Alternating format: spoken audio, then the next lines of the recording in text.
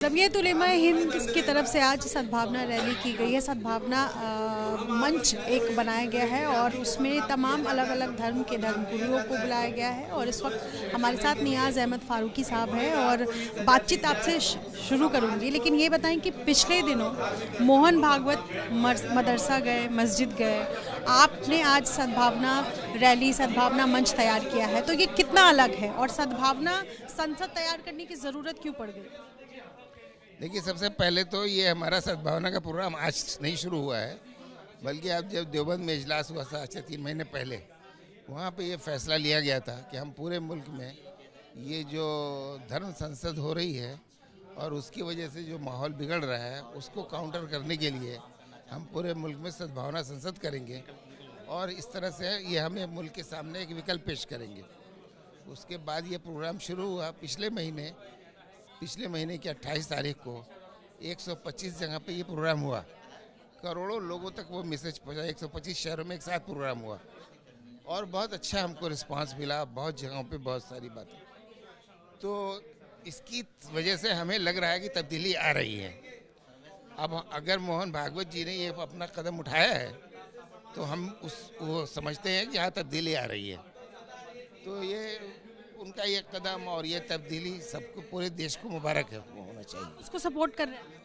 अभी हम इस पोजीशन में नहीं है कि हम ये कहें कि हम उनको सपोर्ट कर रहे हैं। वो इतनी बड़ी शख्सियत हैं, उनकी संस्था इतनी बड़ी है, अगर वो कोई कदम उठाएंगे तो ज़रूर उसका फ़र्क पड़ने वाला है। तो इस एतबार से तो हम तो उम्मीद की निगाह से देख रहे हैं कि इसके अंदर से कोई अच्छी बात निकल सामने आएगी। ये एक पॉलिटिकल मूव नहीं होना चाहिए, बल्कि हम तो समाज में तब्दीली लाने की बात कर रहे हैं और हम उम्मीद करते हैं कि उनके इस कदम से ये कोई पॉलिटिकल शोशेबाजी नहीं होगी, बल्कि इससे समाज में तब्दीली आएगी। साहब, मदरसे पर रिपोर्ट तैयार करने के लिए कई राज्यों ने पहल की है। कई राज्यों ने कहा है कि मदरसे का जो सर्वे है वो किया जाए। इस पर क्या कहना है आपका? मैं पहले बहुत क्लियर कर चुका हूँ इस बात को।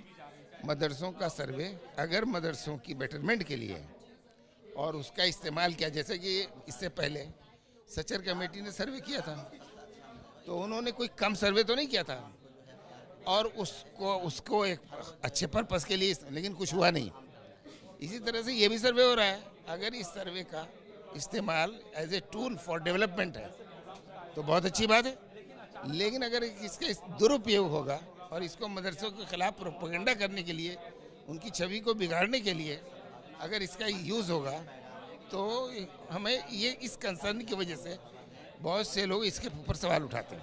मेरा आखिरी सवाल है, पीएफआई को लेकर आज की तारीख में सबसे बड़ा मुद्दा ये है कि 13 से ज़्यादा राज्यों में पीएफआई को लेकर के जो गिरफ्तारियां हुई हैं, 100 से ज़्यादा गिरफ्तारियां, और सबसे बड़ी बात आज सामने आ रही है कि क्या पीएफआई को बैन कर देना चाहिए, ये जो संगठन है। आपकी क्या राय है? Popular front of India. देखिए, पीएफआई पे बैन होना चाहिए कि नहीं होना चाहिए, ये सवाल तो वो एजेंसियां करेंगी ना जिनके पास कुछ सबूत हैं। अगर वो बैन करना चाहते हैं तो ऐसे तत्व सामने लाना चाहिए, लोगों के पारदर्शिता होनी चाहिए ना, उसको पेश करना चाहिए लोगों के सामने। एजेंसियां कह रही हैं कि टेरर फंडिंग लिंक्स मिले हैं तो पेश करें ना। आज एजेंसियों का ये हाल है कि वो 97% एक्विटल हो रहे हैं। बताइए, एजेंसियों का कैसे भरोसा करें? 100 आदमी गिरफ्तार करते हैं तो उसमें 97 छूट जाते हैं।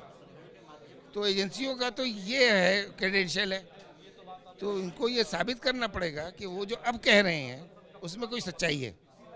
दूसरे ये कि अगर वो एक्शन लेते हैं तो उसमें कहीं धर्म नहीं बीच में होना चाहिए ना। सारे धर्म के लोगों को बराबर देखना चाहिए। इसमें कमी है, इसकी वजह से ये सवाल उठते हैं। वरना जहाँ तक देश के इंटरेस्ट का सवाल है तो चाहे पीएफआई हो, चाहे मैं हूँ, चाहे कोई भी हो, इसके बारे में तो कोई वो सोचना ही नहीं चाहिए। जो एक्शन बनता है वो एक्शन लिया जाना चाहिए, बिल्कुल लिया जाना चाहिए। तो टेररिज्म के खिलाफ no compromise, zero tolerance, there is no doubt about it.